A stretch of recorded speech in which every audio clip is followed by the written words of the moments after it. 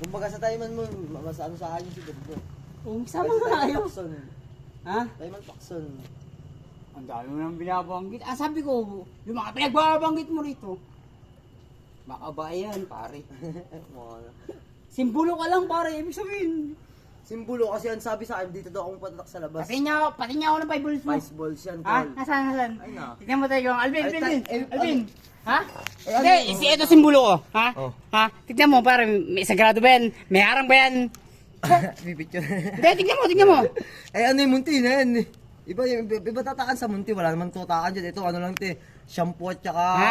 Ay, alcohol lang, te. tignan lang, pare. Yung hindi mo. Oo, marunong ako. Alam ko din na mag-nakal ng kulungan. Di ba? Ang apat, sabihin mo sa akin.